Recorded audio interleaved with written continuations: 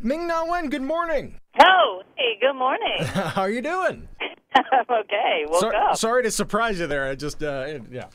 Anyway, thank you for calling in today. Yes, lovely to be talking to you. Thank you for having me. Absolutely. So the season finale of Agents of S.H.I.E.L.D. Season 2 tonight. Admittedly, I'm not caught up on Season 2. I'm a Netflix TV watcher. Okay. I'm only as far as Season 1, so I don't want to talk to you about Season 2 at all.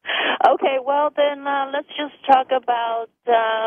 I'm up for anything. All right. Well, my first question was, you play Melinda May, and she is just the epitome of badassery. When your kids have friends come over to the house, are they in constant fear of you? No, because I don't put on the Agent May face for them, but I think there is a sense of wonderment in their faces because, our show, what's so great about it is that people of all ages can watch it, and it's really a family show. So, yeah, I get a lot of looks, but they're not afraid of me, especially when I make them some, chocolate chip cookies. And, right. And yeah, it's all right. I don't, I'm not one of those method actors that bring my work home. Where you're Melinda May the entire time. Yeah, that would be really scary. Mom said clean your room. Well, I do that. I was going to say, maybe it's worth a thought, though, because, the house would be really clean. Yes, that's true. No, my kids fear me in a different way, I feel like all good mothers have that instilled in their children. I'm terrified of my mother. We have the mommy eye look, that when you give the mommy eye, they kind of buckle down a bit. Is that what it is for you? You have just like a look? Because for my mom, it was a flick to the head. And it was like she was... Oh, nice. Oh, it was, and she could get, like, velocity on that thing. Like, right in the temple. Oh, man. As soon as she would, like, curl her finger back, I would hit the deck. It would be like, no, Mom, I'm sorry. I didn't do it. I'll go do whatever. Everything. Right. Well, I guess that explains a lot what happened to you, right? Exactly. That's why I'm in radio. Quite a bit. That's why I'm in radio. It led me down this dark path.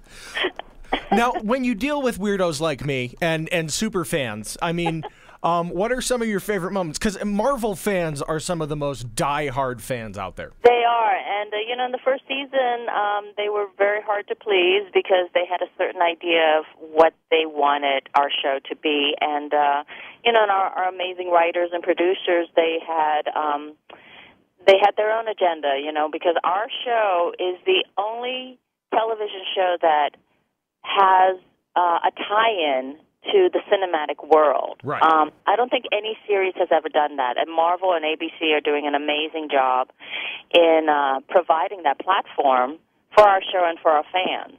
It's really crazy fun to be able to go see a movie and pick up bits and moments, and then you go watch our show, and you're like, oh, wait a minute, so that happened.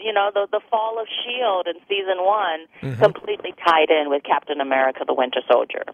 And it affected our show quite a bit, in a good way. Now, what do you have all these people nerding out to you guys. What do you nerd out to? I'm one of the nerds. So I nerd out all the time. Like when Samuel Jackson showed up and was one of our guest stars, I geeked out. I geeked out when I met Clark because, I was a huge Iron Man and all those, it's just, I geek out all the time. When I see Stan Lee, I geek out. So for me, I feel like when I go to these Comic-Cons and I meet the fans, I just feel like I'm one of them and I'm a part of them, and it's just so much fun, because it's nice to be on the other side and yet at the same time be able to share in that enjoyment with them. And now I was reading somewhere online, there's talks or it's in the works, but you're in the running or you've been cast for a live-action Mulan? No. There is a live-action Mulan that Disney, I believe, is planning on doing. And there's a very strong uproar on Twitter and social media where they want me to at least be part of the movie. Well, right, because you were the voice, yeah. Yeah, but unless they're doing Mulan the later years, I just I don't know. if I could be the live-action Mulan, but I would love to be a part of the, of the movie in some capacity, just to tie it all in. Because, I was Mulan, so it would be fun to get that phone call. We'll see. Of all the different projects you've done through your career, which one's your favorite? Pick your favorite child if you must. Oh my goodness, I would have to say Marvel's Agents of S.H.I.E.L.D. because I love Agent May. I think her being the antithesis of who I am, and she's so many things that I wish I could be, that I love playing her, and I love the family. It's an incredible group of creative, hardworking people.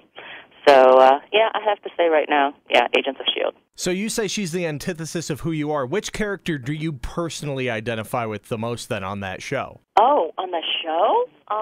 Who would your real-life personality match the best, do you feel? I don't think any of us. Let's see, if they had a really dorky, clumsy, silly character that laughs all the time, then that would be me. Agent Giggles. Agent Giggles, yes.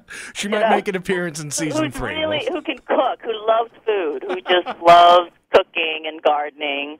I don't know what kind of agent she would be, but yeah. A really good covert one, She's just like the mom next door. That's right. I would be Agent Mom. Agent Mom. Well, there you go. Well, Ming-Na Wen, Agents of S.H.I.E.L.D. Season 2, the finale is tonight. I will see it when it comes out on Netflix just because I'm like a 90-year-old man at 30 years old. I go to bed at 7 o'clock and I get up at 2 a.m. Well, you have a different kind of job where you have to get up early. Yeah, I have an excuse, but it's a cool job because I get to talk to interesting people like yourself. Oh, well, thank you. But I just have to let you know, I get up sometimes at 3 in the morning too, and I put in a good 17-hour day, and I can still come home and live tweet to my fans and watch my show. So I don't know. I think you need to step it up a little bit. Somebody's bragging on the other end of the phone there. I'm just saying, but challenging. I'm just challenging and motivating you. All right. Well, challenge accepted. I'll see if I can do it. But again, thank you so much for calling in today. All right. Thank you. All right. Take care.